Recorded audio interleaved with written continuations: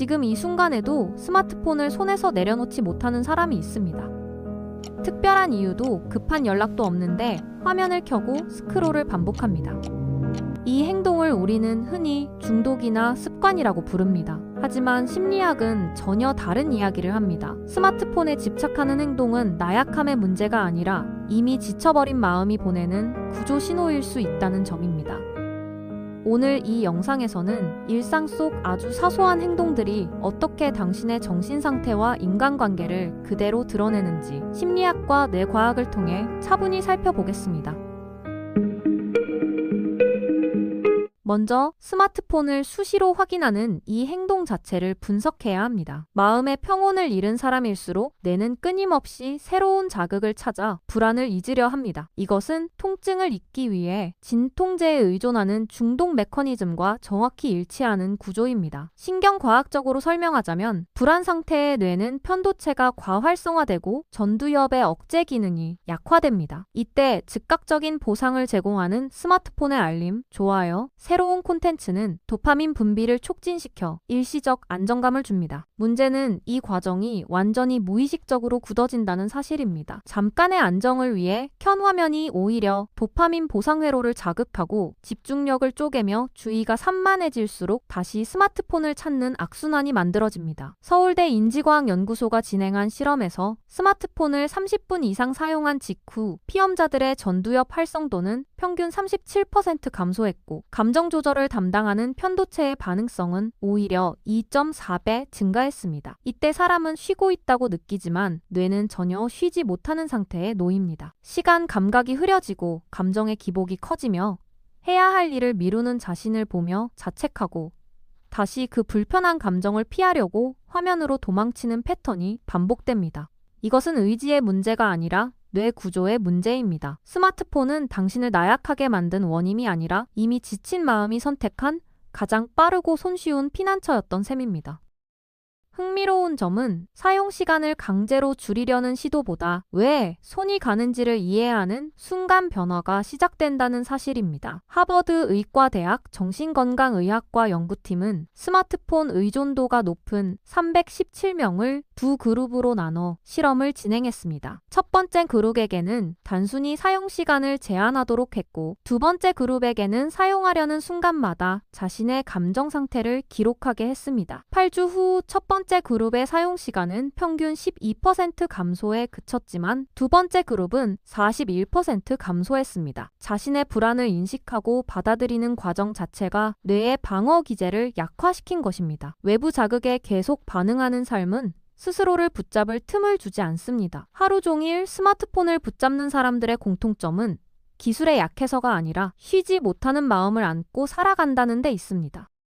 두 번째 신호는 타인을 대하는 태도, 특히 서비스직 종사자를 대하는 방식에서 드러납니다. 예상치 못한 상황에서 점원에게 무례하게 구는 행동은 겉으로는 당당해 보일지 몰라도 실제로는 스트레스 내성이 바닥나 타인을 깎아내림으로써만 자신의 존재감을 확인하려는 나약한 자아의 표출입니다. 존스 호킨스 대학교 임상심리학과 연구팀이 847명의 직장인을 대상으로 진행한 스트레스 반응 실험에서 스트레스 호르몬인 코르티솔 수치가 정상 범위를 벗어난 피험자일수록 약자에 대한 공격성이 평균 3.2배 높게 나타났습니다. 이것은 전두엽의 억제 기능이 저하되면서 감정 조절 능력을 상실했음을 의미합니다. 뇌과학적으로 만성 스트레스 상태에서는 편도체가 과잉 활성화되고 이성적 판단을 담당하는 전전두 피질의 기능이 약화됩니다. 이때 사람은 자신보다 약한 위치에 있는 상대를 공격함으로써 일시적인 통제감과 우월감을 느끼게 됩니다. 심리학에서는 이를 전이 공격성이라 부릅니다.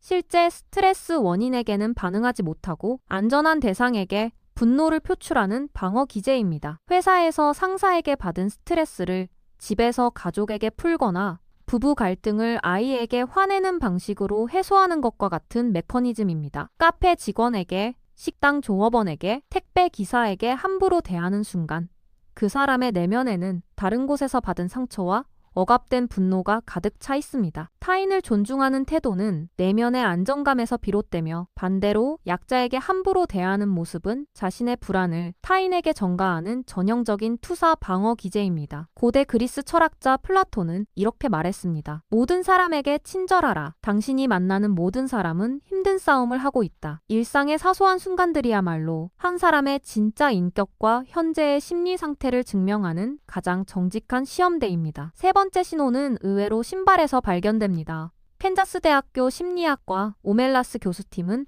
208명의 신발 사진만으로 성격을 분석하는 실험을 진행했습니다. 참가자들의 신발을 촬영한 뒤 전혀 관계없는 제3자 평가단에게 사진만 보여주고 착용자의 성격을 추측하게 했습니다. 놀랍게도 평가단은 90% 이상의 정확도로 착용자의 성격을 맞췄습니다. 신발의 청결 상태, 디자인, 가격대, 관리 상태가 그 사람의 소득 수준은 물론 심리 상태까지 투영했던 겁니다. 연구 결과에 따르면 지나치게 화려하거나 깨끗한 신발에 집착하는 사람들은 타인의 시선에 극도로 민감한 애착 불안형 성격일 가능성이 높았습니다. 이들은 관계에서 거부당할 것에 대한 두려움이 크고 외적 이미지를 통해 인정받으려는 욕구가 강했습니다. 반면 낡고 관리되지 않은 신발을 계속 신는 사람들은 자기 자신에 대한 관심이 낮아진 상태, 즉 우울감이나 무기력 증상을 보이는 경향이 두드러졌습니다. 흥미로운 것은 가격대보다 관리 상태가 더 정확한 지표였다는 사실입니다. 비싼 신발을 신었어도 더럽고 해진 상태로 방치한 경우 자기관리 능력의 저하와 우울 성향이 관찰됐습니다. 반대로 저렴한 신발이라도 깨끗하게 관리된 경우 성실성과 자기 존중감이 높은 것으로 나타났습니다. 무의식 중에 선택한 작은 디테일들이 내면의 심리 상태를 그대로 반영한다는 것이 심리학계의 정설입니다. 신발은 우리가 세상과 맞닿는 가장 낮은 지점이지만 역설적으로 가장 솔직하게 자신을 드러내는 부분입니다. 발밑의 작은 선택이 당신이 세상과 맺는 관계의 방식, 자신을 대하는 태도, 현재의 심리 상태를 모두 말해주고 있습니다. 네 번째 신호는 대화 중 시선을 맞추는 빈도에서 발견됩니다. 하버드 비즈니스 스쿨이 5년간 진행한 대규모 추적 연구에 따르면 아이 컨택을 유지하는 시간이 대화 시간의 60에서 70%일 때 상대방의 호감도와 신뢰도가 가장 높게 측정됐습니다. 반면 30% 미만일 경우 불신감과 불안감을 유발했고 80% 이상일 경우 오히려 공격성이나 지배욕으로 인식됐습니다. 부끄러운 감정을 느끼거나 깊은 고민에 빠질 때 사람의 눈동자는 방황하게 됩니다. 이것은 뇌가 내부 정보 처리에 집중하면서 외부 자극을 차단하는 자연스러운 반응입니다. 반대로 흔들림 없는 시선 처리는 상대에게 압도적인 신뢰감과 심리적 우위를 점하게 만드는 가장 강력한 무기가 됩니다. 눈맞춤을 회피하는 행동은 사회 불안 장애의 핵심 증상이며 자존감 저하와 직접적인 상관관계를 가집니다. UCLA 심리학과 연구팀이 사회 불안 장애 환자 156명을 분석한 결과 이들의 평균 아이 컨택 비율은 일반인의 43% 수준에 불과했습니다. 뇌 영상 분석에서 이들은 타인의 시선과 마주칠 때 편도체가 과도하게 활성화되며 위협 반응을 보였습니다. 반대로 지나치게 응시하는 경우는 공격성이나 지배욕의 표현일 수 있습니다. 동물 행동학에서도 지속적인 응시는 위협과 도전의 신호로 해석됩니다. 짧은 대화 속 시선의 방향 하나가 관계의 깊이와 권력 구조를 결정하는 보이지 않는 언어였던 겁니다. 시선만큼이나 중요한 것이 바로 신체 접촉입니다. 특히 비즈니스 관계에서 가장 먼저 이루어지는 악수는 단 3초 만에 당신의 내면을 드러내는 강력한 신호입니다. 다섯 번째 신호는 악수에서 발견됩니다. 엘라베마 대학교 심리학 연구팀이 112명을 대상으로 악수의 강도, 지속시간, 손의 온도, 피부 질감을 측정하고 성격 검사를 실시한 결과 성격의 비호 요인 중 외향성과 신경증 지표에서 높은 상관관계가 발견됐습니다. 손을 꽉 잡는 단단한 악수는 새로운 변화를 즐기는 외향적 기질과 높은 자존감을 상징합니다. 이들은 불확실성을 두려워하지 않고 새로운 환경에 빠르게 적응하며 타인과의 관계에서 주도권을 잡으려는 성향이 강했습니다. 반면 힘없이 건네는 손길은 변화를 두려워하고 내면의 불안이 높은 신경증적 성향을 암시했습니다. 이들은 예측 가능한 환경을 선호하고 새로운 상황에서 스트레스를 크게 느끼며 타인의 평가에 민감한 특징을 보였습니다. 흥미로운 점은 악수의 온도도 중요한 지표였다는 사실입니다. 손이 차가운 사람들은 교감신경이 과도하게 활성화된 상태, 즉 만성 불안이나 긴장 상태에 있을 가능성이 높았습니다. 반대로 적절히 따뜻한 손은 안정된 심리 상태와 건강한 자율신경계 균형을 의미했습니다. 너무 강한 악수는 과도한 자기주장과 타인에 대한 지배욕을 드러냅니다. 상대를 압도하려는 의도가 무의식적으로 표출되는 것이죠. 너무 약한 악수는 자신감 부족과 사회적 위축을 보여줍니다. 비즈니스 심리학에서는 첫 만남의 악수가 향후 관계 형성에 결정적 영향을 미친다고 분석합니다. 첫 만남에서 형성된 인상은 이후 모든 상호작용을 해석하는 렌즈가 되기 때문입니다. 심리학에서는 이를 초두 효과라고 부릅니다. 악수는 언어가 시작되기 전 가장 원초적인 수준에서 이루어지는 소통입니다. 진화 심리학적으로 악수는 상대에게 무기가 없음을 보여주는 평화의 제스처에서 비롯됐습니다. 오른손을 내미는 행동은 칼을 쥘 수 있는 손이 비어 있음을 증명하는 신뢰의 표시였던 겁니다. 현대에도 이 본능적 신호는 여전히 작동하고 있습니다. 단단하고 따뜻한 악수는 신뢰할 수 있다는 메시지를 전달하고 약하고 차가운 악수는 경계심을 불러일으킵니다. 단 3초의 접촉이 당신의 내면을 가장 먼저 증명하는 순간입니다. 6번째 신호는 지각 습관입니다. 여러 과업을 동시에 수행하려는 시도는 시간의 흐름을 객관적으로 인지하는 메타 인지 능력을 일시적으로 마비시키곤 합니다. 이것은 뇌가 현재 과업에 지나치게 몰입해 주변 상황을 인식하지 못하는 인지 터널링 현상입니다. 예를 들어 이메일을 확인하면서 동시에 보고서를 작성하고 메신저 알림에 반응하고 회의 일정을 조율하는 상황을 떠올려 보세요. 뇌는 각 작업 사이를 빠르게 전환하며 에너지를 소모하지만 정작 시간이 얼마나 흘렀는지는 감지하지 못합니다. 30분이 지났다고 생각했는데 실제로는 2시간이 흐른 경험.